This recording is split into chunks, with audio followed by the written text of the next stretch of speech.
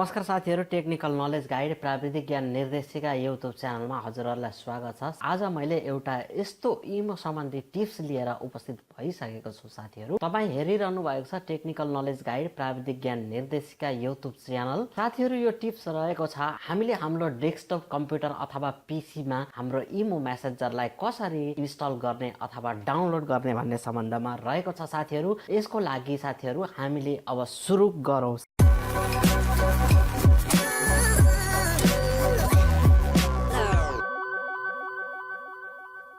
हामीले डाउनलोड गर्नको लागि विथआउट ब्लूस्टैक्स चाहिँ हामीले डाउनलोड गर्न सकिनेछ। त यसको लागि साथीहरु तपाईहरुले यहाँ हेर्न सक्नुहुनेछ। मैले सर्चमा गएर आइएमओ इमो टाइप गर्छु। साथीहरु, यसरी मेरो इमो मेसेन्जर अलरेडी इन्स्टल गरिसकेको छ। यसको लागि म बताउन गइरहेको छु। साथीहरु, तपाईले आफ्नो पीसी अथवा कम्प्युटर डेस्कटपमा तपाईले यसलाई इन्स्टल गर्नुहुन्छ भने साथीहरु यो भिडियोलाई लास्टसम्म हेर्दै गर्नुहोला। यसको लागि साथीहरु यहाँ गुगल क्रोमको ओपन गर्छु। गुगल क्रोमलाई ओपन गरिसके पछाडि साथीहरु यहाँ imo.im लाई क्लिक गरेर इन्टर गर्छु अथवा साथीहरु ओके गर्छु। ओके गर्दा पनि हुन्छ। त्यस पछाडि हाम्रो यहाँ यस्तो इन्टरफेस खुल्नेछ। साथीहरु, जुन हाम्रो इमोको अफिसियल वेबसाइट रहेको छ। साथीहरु, यहाँ तपाईले देख्न सक्नुहुनेछ imo free download call and chat and Android and iPhone भनेर लेखिएको छ भने साथीहरु यहाँ चारवटा बक्समा हामीले यसरी लेखिरहेको छ। Download on the iPhone App Store, download on the Android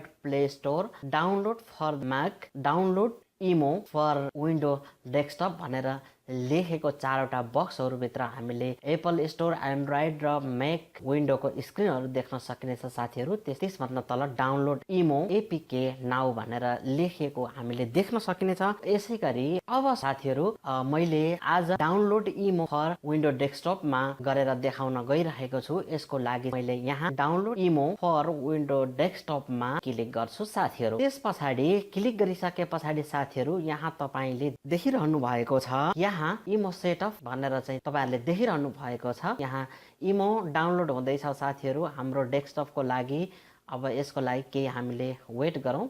यो कम्प्लिट हुन लागि सकेको छ। यसरी साथीहरु यहाँ कम्प्लिट भइसके पछाडि अब भन्ने साथीहरु यहाँ कम्प्लिट भएको छ। क्लिक गरेर रन गर्छु।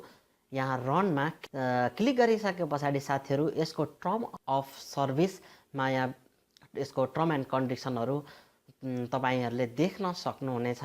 र साथीहरु यहाँ I accept the term in the licence agreement भनेर यहाँ तपाईले देखिरहनु भएको छ। यसलाई क्लिक गर्नु होला। क्लिक गरिसकेपछि इन्स्टल बटनमा क्लिक गर्नु होला। साथीहरु, यहाँ हाम्रो इमो इन्स्टल हुँदैछ। साथीहरु, केही समय हामीले वेट गरौँ। अब भने हाम्रो इमो इन्स्टल भइसकेको छ र यहाँ फिनिश बटन देखिएको छ। फिनिशमा हामीले क्लिक गरौँ। यहाँ गएर हेरौँ हाम्रो इमो डाउनलोड भइसकेको छ। हाम्रो डेस्कटप कम्प्युटरमा इमो मेसेन्जरको आइकन आइसकेको छ। अब यसलाई मैले यहाँ क्लिक गरेर खोल्छु। खोलिसकेपछि यसको इन्टरफेस यस्तो देखिनेछ। Welcome to imo for desktop, do you have imo on your phone भनेर लेखेको छ। यसमा हामीले यसमा क्लिक गर्नुपर्ने हुन्छ। साथीहरु, अब मैले यहाँ यसमा क्लिक गर्छु। क्लिक गरिसकेपछि यहाँ म साउदी अरबमा छु। त्यस कारणले गर्दाखेरि यहाँ डाइरेक्ट तपाईहरुले देखिरहनु भएको छ। त्यसपछि साथीहरु यहाँ विभिन्न देशहरुको नम्बर राखेर हामीले विभिन्न देशमा पनि हामीले यसलाई युज गर्न सकिनेछ। जस्तै यहाँ एक्जाम्पलको लागि नेपाल राखेर हामीले फोन नम्बर नेपालको टाइप गर्दा पनि हुनेछ। साथीहरु, तर अहिले म भने साउदी अरब रहेको छु। त्यसै कारणले गर्दाखेरि मैले यहाँ साउदी अरबमा क्लिक गरेर मैले यहाँ साउदी अरबको नम्बर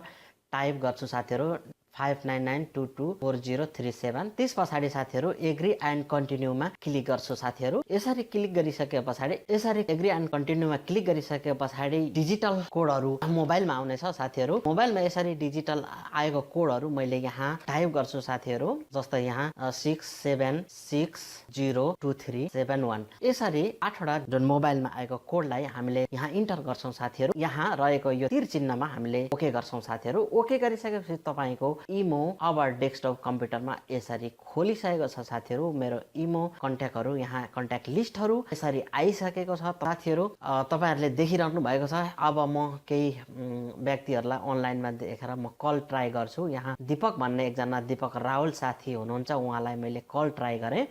कलिङ हुँदैछ, रिङ्गिङ हुँदैछ। रिङ्गिङ यसरी भइसके पछाडि साथीहरू यहाँ तपाईँले देख्नु उहाँले कल रिसिभ गरिसक्नुभयो, म बोल्न थालेँ साथीहरू। यसरी हामीले कल रिसिभ गरिसकेपछि कुराकानी गर्न सकिनेछ साथीहरू। यसरी हाम्रो डेस्कटप कम्प्युटरमा हामीले इमोलाई इन्स्टल गरेर कुरा गर्न सकिनेछ साथीहरू।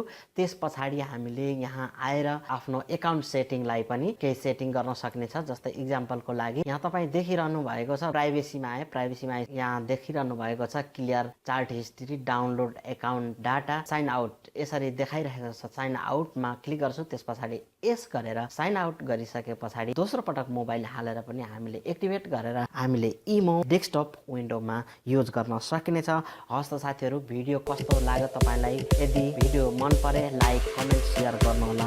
हस् त, धन्यवाद।